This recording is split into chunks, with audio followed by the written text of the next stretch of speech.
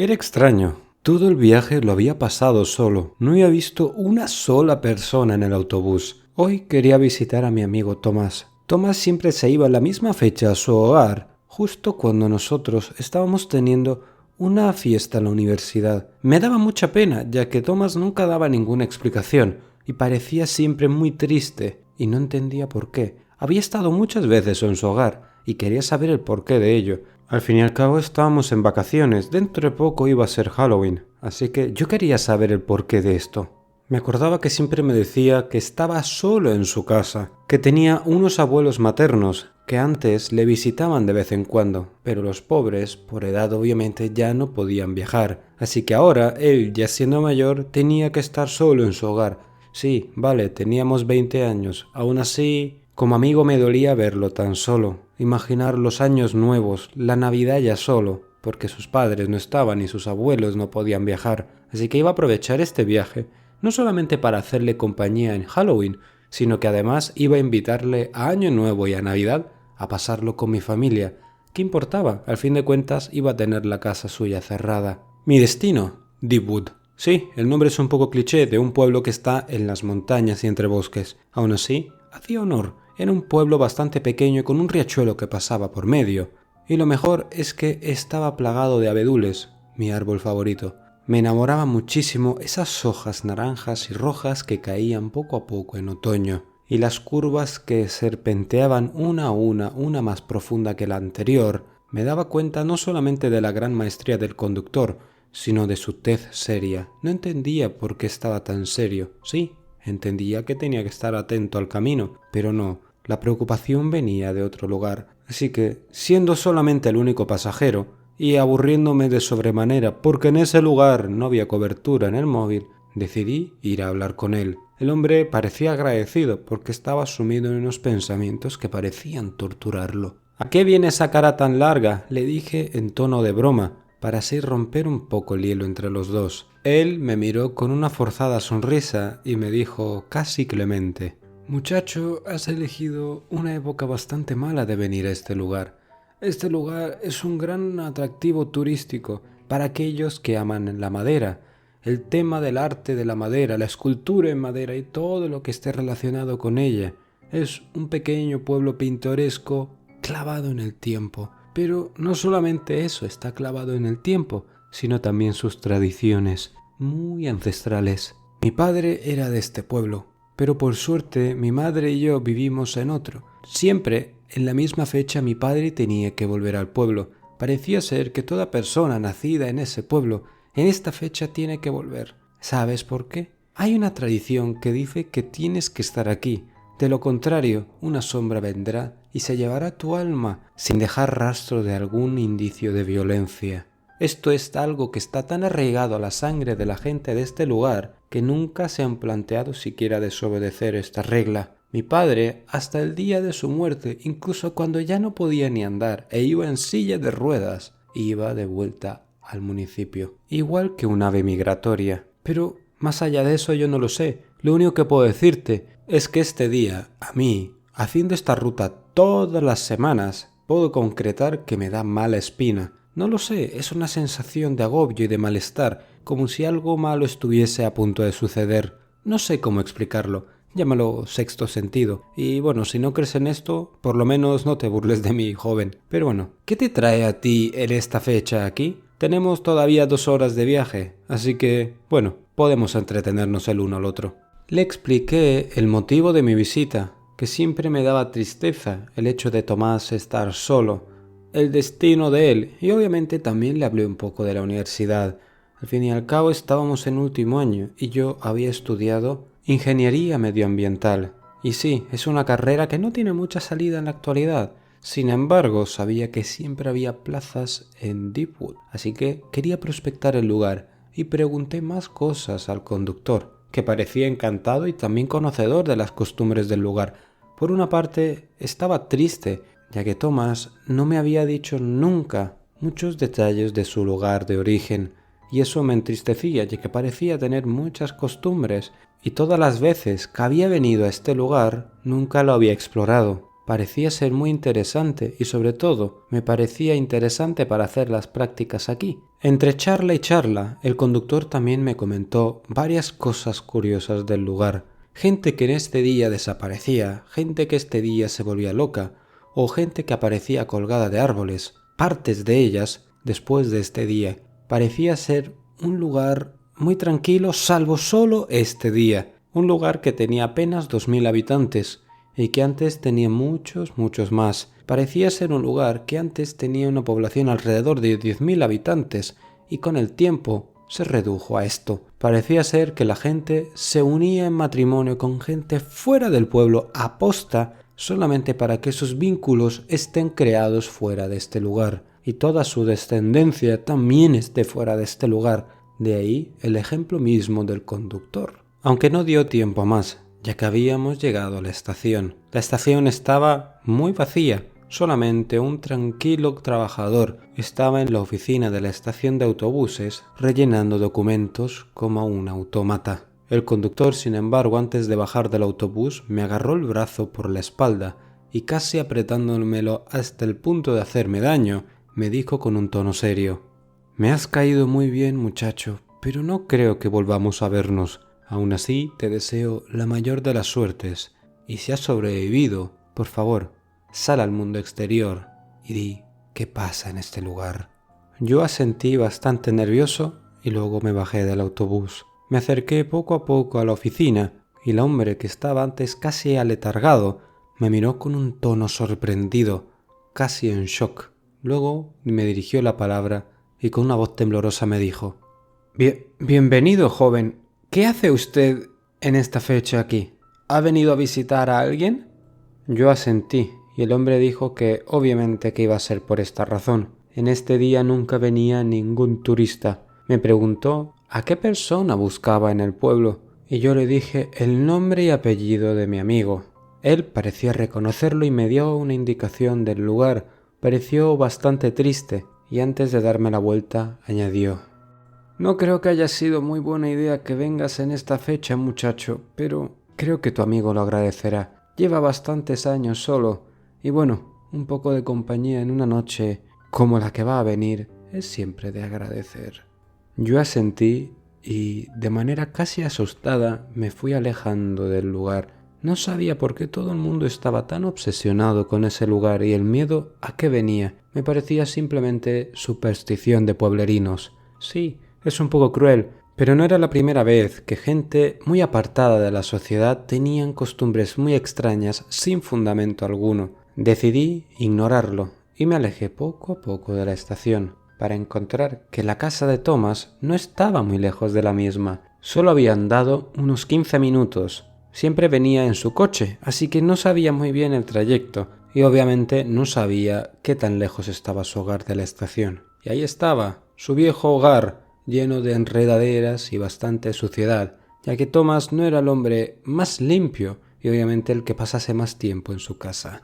Irónicamente, después de tocar el timbre, me percaté de una cosa más. En la calle veía a muy pocas personas, todas ellas estaban cargadas con la compra y parecían apresurarse rápidamente hacia casa. Todas ellas también, al verme, me miraron con un aire sorprendido. También movieron de lado a lado la cabeza. Parecía ser que venir aquí para ellos también era una mala decisión, pero desaparecieron rápidos estos pensamientos y reflexiones una vez que Thomas me abrió su hogar y me miró, igual que todos, con un aire muy sorprendido. «¿Alex? ¿Eres tú? ¿Qué haces aquí? Rápido, pasa, pasa».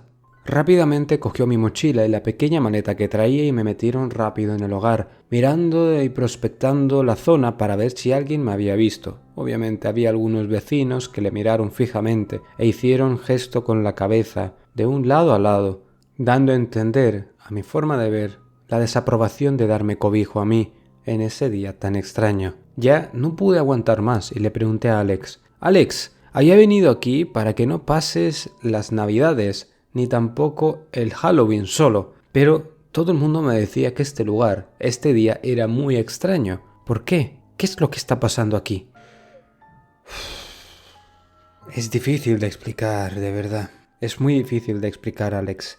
Nunca lo he explicado a nadie, la verdad. voy a intentar explicarlo de la mejor forma posible. Mira, ya no importa si crees o no crees en Dios. Aquí existe una tradición que se llama el Día sin Dios. Es un castigo divino que se nos impuso a todos los habitantes de este lugar por haber desobedecido a Dios. De la manera y la forma se ha perdido en el tiempo. Unos dicen de que un ángel bajó de los cielos para castigar a este pueblo, debido a que había un culto satánico en él. Otros dicen que alguien abrió una puerta del infierno y Dios la cerró, también castigándonos en consecuencia. Sea cual sea la razón, este día es muy especial porque no podemos estar alejados del pueblo.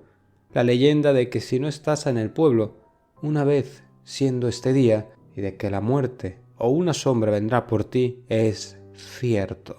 Todo esto me pareció una broma de mal gusto. No sabía si mi compañero me estaba haciendo alguna broma o de verdad creía en estas patrañas. Aunque una cosa sí era cierta. Era tarde para volver a casa, así que decidí seguirle el cuento y parecer que le creía. Entonces, Tomás, ¿cómo sabes tú que esto es cierto? ¿Cómo sabes que vendrá una sombra por ti o te pasará algo malo? Él, con tono serio, no me quiso dar ni una sola explicación más. Simplemente con un tono serio me miró y me dio un papel y me dijo: viendo que esto no tiene sentido explicártelo porque pareces no creerte y burlarte de mí, te daré este papel. Si quieres sobrevivir, léetelo, y si no, la verdad es que no me importa. Pero, mira, tráeme tu maleta y tu mochila y vamos a llevarla al cuarto de invitados. No he cambiado las sábanas, así que, si me permites, voy a ir abajo por unas sábanas nuevas. Quédate en el salón si quieres y pon alguna película o algo para ir viéndola durante esta noche. También, si quieres hacerte algo de comer, hay bastantes cosas en la nevera. Esta noche siempre se hace muy larga. Viendo que él iba arriba a dejar mis cosas y a cambiar las sábanas, yo decidí hacerle caso. Me preparé una pizza que él tenía en el frigorífico en el microondas y luego, cuando estaba sentado en el salón, empecé a leer las reglas. El papel decía así: desafortunado lector, te deseo la mayor de las suertes para sobrevivir hoy. Estas son las reglas para sobrevivir al día sin Dios. Regla número 1. Mantén las luces encendidas desde el anochecer, que es a las 7:30, hasta las 7 a.m. Es decir, todas las luces del pueblo permanecerán encendidas, todas, farolas y todo tipo de linternas que estén fuera. Todas deben brillar con una luminosidad constante. La oscuridad es un aliado de los monstruos y la luz es tu única protección. Regla número 2. No hables en voz alta durante la noche. Cualquier sonido fuerte podría atraer a los monstruos. Si quieres comunicarte con cualquier persona de tu hogar, susurra o escribe en papel. Regla número 3. No mires a ningún desconocido a los ojos. Por ello se te recomienda cerrar todas las persianas del hogar, intentando también asegurar las ventanas. Regla número 4. Permanece siempre en casa. En caso de salir fuera, intenta tener una linterna. De lo contrario, no volverás nunca. Regla número 5. Nunca intentes tocar al gato negro de tu hogar. Solo déjalo estar. Haz como si no existiese. De lo contrario, paga las consecuencias. Regla número 6. No mires al cielo, ya que en él acechan los monstruos, y al mirarlos directamente sabrán dónde estás y te depredarán. Regla número 7. No hables de tus seres queridos. Ellos estarán siempre escuchando y podrían usarlo en tu contra. Regla número 8. No confíes en ninguna de las voces desde el exterior. Regla número 9. Bajo ningún precepto abras la puerta cuando alguien te esté llamando desde fuera. Regla número 10. En caso de que uno de los monstruos cruce el umbral de tu puerta, enciende rápidamente la luz si se ha apagado. Si no hay luz, intenta encender una vela, pero solamente una. Eso les hará daño y no podrán acercarse a ti, pero ten varias a mano, ya que las velas se consumen muy rápido cuando los monstruos están dentro. Si tienes la posibilidad, intenta cerrar la puerta de nuevo e intenta restablecer de nuevo la luz. Cuando la luz esté de nuevo en marcha, todos los seres que estén dentro desaparecerán. Ya de por sí las reglas parecían bastante extrañas, pero bueno, voy a seguir la corriente mientras pueda. Si veo que las cosas se salen de madre, se lo digo y punto. Al fin de cuentas solo tenía que aguantar una noche, y si veía que todo se torcía me iba a ir al día siguiente. Eso fue lo que quise, y aunque lo logré, no fue de la manera esperada. Thomas bajó de las escaleras. Había dejado ya mis cosas, pero venía acompañado. Traía una botella de licor en las manos, de un color profundamente ámbar. Yo le pregunté, ¿qué es eso? ¿Ginebra o algo? ¿Ron? ¿Acaso no reconoces un whisky escocés? Bueno, no pasa nada. No puedes ser bueno en todo. Ah, sí, listillo. ¿Y cómo sabes tú que esa botella de whisky es buen whisky escocés? 1. Soy escocés y 2. Esta botella me la dio mi abuelo. Así que sí, te puedo garantizar que es buen whisky escocés. Ahora, dime, ¿por qué has venido aquí? Te dije que no fueras a venir. Yo le expliqué la extraña situación que sentíamos todos en nuestro grupo de amistad, pero ninguno de mis amigos tuvo el valor para venir a visitarlo. Yo decidí tomar las riendas de la situación. Él se rió a carcajada limpia y dijo que así era yo, siempre era un aventurero, pero me advirtió con un tono serio mientras se bebía un vaso entero de golpe, de que esto había sido una muy mala decisión y que esperaba que sobreviviese, porque esta noche iba a ser muy escabrosa. Me dijo muy tajantemente que siguiese las reglas si quería sobrevivir, y después de eso me empezó a contar el porqué de sus sentimientos, lo solo que se sentía y lo devastador y traumático que fue perder a sus padres. Mira, en esa oscuridad hay varios tipos de monstruos muy distintos entre sí. Uno es el mirón, aquel que se hace pasar por un mendigo o alguien necesitado y mira las casas que son más vulnerables o propensas a que le abran. Otro es el que siempre escucha, siempre está atento a partir de las 7 de la noche en las casas que hay ruido, para de esta manera buscar algún rincón por el que poder entrar, de ahí que las chimeneas se tapen en un día como hoy. Luego están las sombras, aquellos que viven en las nubes o en los rincones oscuros, que si se dan cuenta de que los has visto te atacarán. De todas formas, si estás en un lugar donde hay uno de ellos, acabarás muerto sí o sí. De hecho, estos son los que aparecen fuera del pueblo cuando alguien no está en el día sin Dios en la localidad. Son seres parecidos a los dementores, para que me entiendas, a los seres de Harry Potter. Luego hizo una pausa y sus ojos se volvieron llorosos, y se sirvió otra copa más y se la bebió casi de un trago. Y luego están esos condenados. Están hechos por la unión de muchos seres humanos. Están formados por la misma oscuridad, pero no son sombras. Te dejan que los veas porque saben que te llevarán con ellos. Esos los llamamos los segadores, porque si los ves, esa noche morirás, sin importar lo que hagas.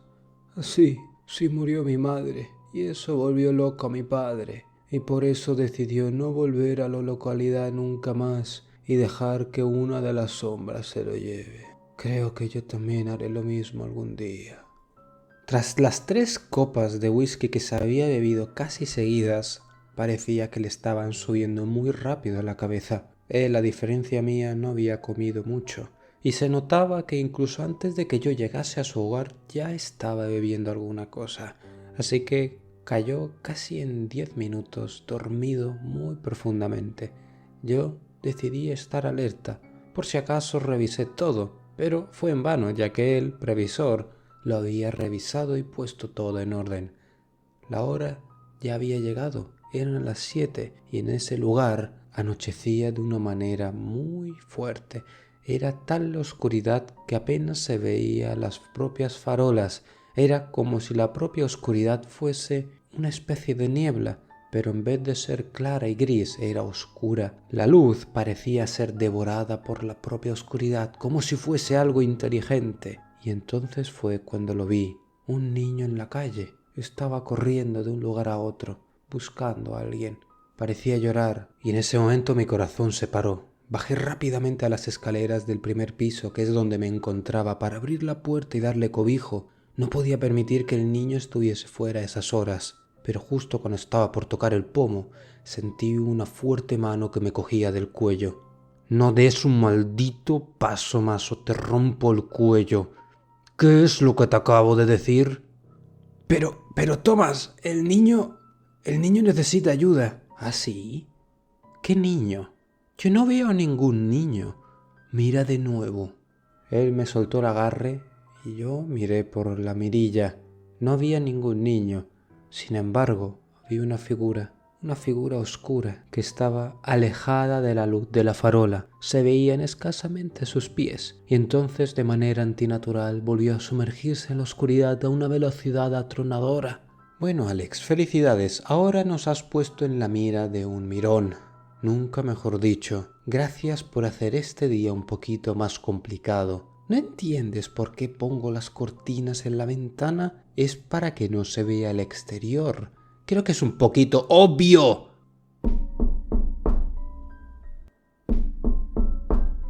Ambos nos callamos abruptamente. Parecían que habían tocado a las dos puertas de la casa, a la delantera y a la trasera, al mismo tiempo. Tomás se puso un dedo en la boca, haciendo referencia a que me callase. Cogió una pequeña libreta y me dio un pequeño lápiz, y me escribió él en su pequeña libreta: «Escribe de ahora en adelante, no vuelvas a hablar en todo lo que queda de noche. Ve hacia la habitación de invitados. Yo voy a ir a revisar si la puerta trasera efectivamente está cerrada». Luego Tomás vino a la habitación de invitados y me dijo que esta vez estuviésemos juntos. Lo dijo con una nota bastante apresurada. Dijo que en la puerta vio una figura muy grande, así que creía que era el segador. El segador se podía evitar de alguna manera, pero no se ha hecho contacto visual contigo una sola vez. El segador es una poderosa e imponente figura, y si lo has visto, lo reconocerías. Yo le pregunté si aquella figura del niño era el segador, y él movió la cabeza de un lado a otro. Me dijo: «Cuando veas al segador lo sabrás. Créeme que lo sabrás». Luego decidimos descansar un poco, y el gato estuvo también en la habitación. Sí, él tenía un gato negro, y parecía estar descansando. A veces miraba rincones del hogar e empezaba a bufar, para luego volver a quedarse dormido súbitamente, en cuestión de segundos. No conocía mucho de gatos, pero sabía que ese comportamiento, en efecto, era muy anómalo. Él me decía que el gato era nuestro escudo. No impedía que los seres entrasen al hogar, pero sí hacía al hogar invisible para los seres. Eso era un trabajo más que complicado, y el gato estaría fuera de combate, por así decirlo, todo el día. No teníamos que molestarlo en ningún momento, porque si lo molestábamos podía hacer la casa visible a los monstruos. Ahora creía que eso era real, aunque todo un poquito tarde. Él me dijo que no pasaba nada, que es normal ser incrédulo a este tipo de cosas. En ese momento los dos nos acostamos. Aunque me desperté por la mañana, eran cerca de las 4 o 3 de la noche, no me acuerdo. Lo que sí me acuerdo es que Tomás no estaba en la cama. Fui a buscarlo por todo el hogar, que tenía unas luces mucho más tenues que antes. No sabía cómo explicarlo, pero sí podía decir que era un sentimiento muy pesado. Vi a Tomás en el salón, de pie, mirando hacia la chimenea. Parecía estar hablando con alguien, y en el momento de yo llamarle, se giró abruptamente y me miró con ojos neuróticos, y luego su semblante se tranquilizó. Dijo que le había asustado, que qué es lo que pasaba, y le pregunté yo: «Sí, ¿qué pasa? ¿Por qué estás aquí?». Él dijo que había escuchado ruidos provenientes de la chimenea, así que había ido a revisarla por si acaso había alguna falla y esos seres podían entrar por ella, pero parecía estar todo en orden. Dijo que me tranquilizase, que podíamos irnos a dormir.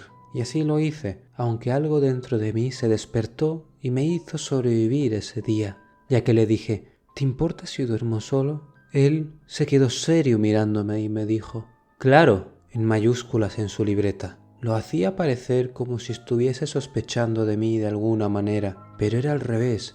Algo no me cuadraba. No sabía por qué, pero sabía que era así. Algo olía a pescado podrido. Y no otro, salvo el gato, me lo demostró, ya que miró fijamente a Thomas y se erizó su lomo haciendo un gran bufido.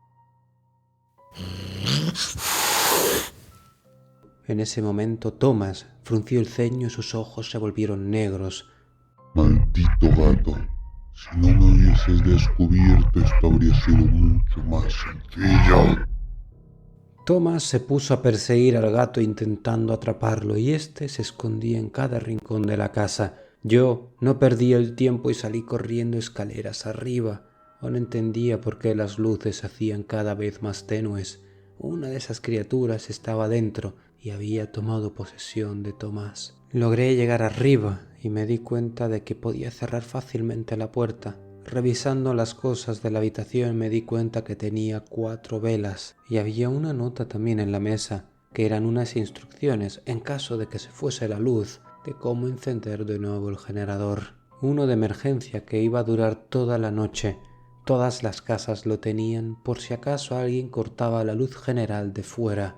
Aunque antes de seguir leyendo escuché arañazos en la puerta y corrí rápidamente para abrirlo, porque sabía que era el gato. Abrí un poco solamente para que pasase el animal, y justo cuando el animal pasó una mano pasó tras de él, casi agarrando su rabo, y yo golpeé fuertemente la puerta, escuchando un alarido para ver cómo la mano se escondía de nuevo detrás de la puerta. El gato, lejos de estar asustado, le estaba bufando y gruñendo a la puerta. Aún tenía valor ese pequeño animal, y en ese momento los ruidos cesaron. Pero lo peor pasó, ya que las luces de la casa se apagaron y yo rápidamente encendí la vela. La vela, por lo que estaba viendo, iba a durar unos escasos 10 minutos. Tenía que ir fuera y encender el generador de emergencia. Y eso fue lo que hice. Parecía no haber ningún ser vivo alrededor. Miré por el pasillo y no vi nada, solamente oscuridad. No había ninguna puerta o ventana abierta, así que por lo menos tenía eso a mi favor. Tenía que descender al sótano, pero ahí la puerta sí estaba abierta. Y cuando bajé, justo al estar enfrente del propio generador, Thomas cayó sobre mí. Había mirado alrededor, hacia adelante y hacia atrás, pero no se me había ocurrido mirar hacia arriba. Su fuerza era increíble, tenía casi el doble de fuerza que yo, y él quería estrangularme. Lo hacía mientras sonreía con esa mirada vacía, así que, mientras casi me estrangulaba, viendo la vela en el suelo, no se me ocurrió otra idea que acercársela hacia el rostro, y eso pareció casi quemarle, y se alejó lo suficiente como para yo incorporarme, viendo que había un cuartillo hacia atrás, justo detrás del generador, al lado de las escaleras, un cuartito de mantenimiento. Logré golpearle con la vela en el rostro, que, lejos de hacerle daño a una persona normal, a él parecía que le habían golpeado con un martillo, y cayó al suelo, casi inconsciente. Yo abrí el cuarto y lo encerré justo ahí,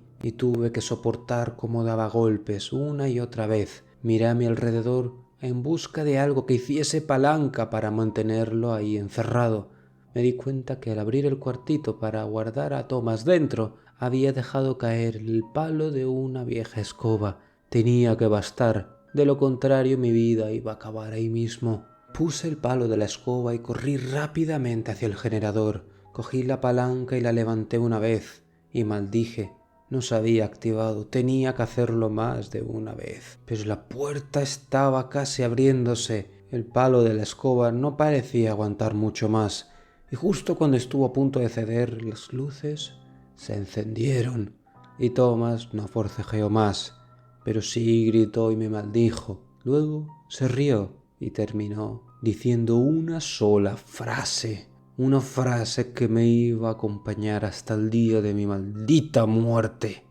Hoy te has salvado, Alex, pero no creas que correrás con la misma suerte otro año, porque eres la primera persona que se me escapa, y me lo he tomado personal. El año que viene iré directamente a por ti. En la mañana, Thomas ya estaba bien, pero parecía recordar todo lo que pasó, y con una voz triste me dijo: «Bueno, te voy a explicar por qué volverás de nuevo. ¿Ves esta marca en mi mano?».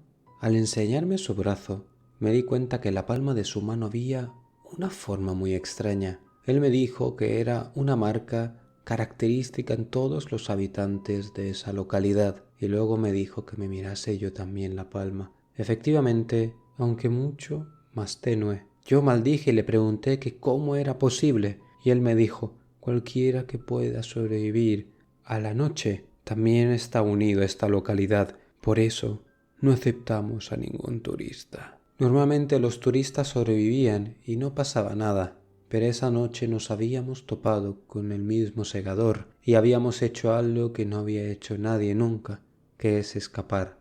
Y ahora estoy maldito y encadenado a este lugar. Así que os lo diré: si alguna vez escucháis de la localidad de Deepwood, nunca os acerquéis a ella.